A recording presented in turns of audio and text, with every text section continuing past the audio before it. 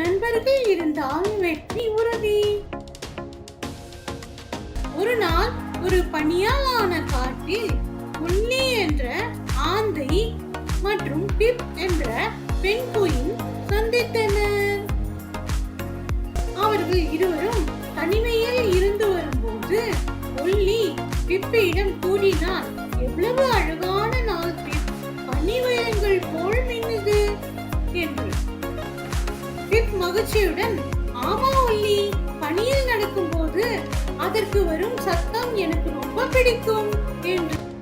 ஒல்லி, நீ எனக்கு சிறந்த நண்பன், நான் அறிவாளி ஆந்தை, ஆனால் நீ தான் எனக்கு மிகச் சிறந்த நண்பன் என்று சொன்னான். நீ இந்த காட்டில் உள்ள ஆந்தைகளில் சிறந்தவன், உன்னை நான் பார்த்தது என் அதிர்ஷ்டம் என்று. நாம் ஒரு பனி மனிதன் செய்யலாமா? அதற்கு பெரிய ஆரஞ்சு மூக்கு இருக்கணும் என்று யோசிக்கிறான். பிப் உடனே கூறினான், அது அருமையான யோசனை, நான் உடலை உருட்டுகிறேன் என்று. சேர்ந்து ஒரு பெரிய பனி மனிதனை உருவாக்கினர். பிப் கூறினான், இந்த பனி மனிதன் ரொம்ப அழகாக இருக்கிறது, நம்முடைய பனி மனிதனுக்கு ஃப்ராஸ்டி என்று பெயர் வைக்கலாமா என்று.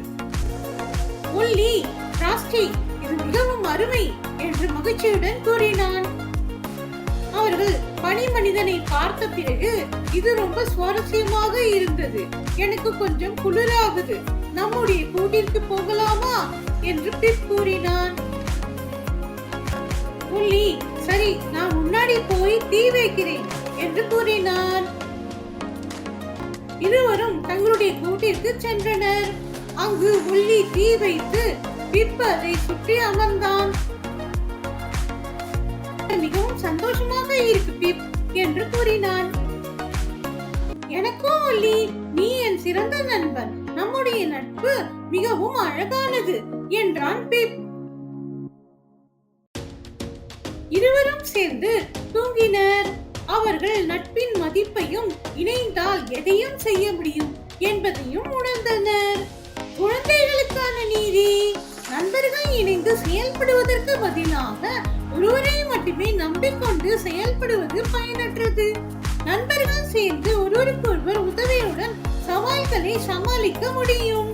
ஒருவரின் திறமைகள் மற்றும் முயற்சிகளை ஒருங்கிணைத்து வல்லமை பெற்ற குழுவாக செயல்படும் போது மட்டுமே பெரிய வெற்றிகளை அடைய முடியும். நன்றி.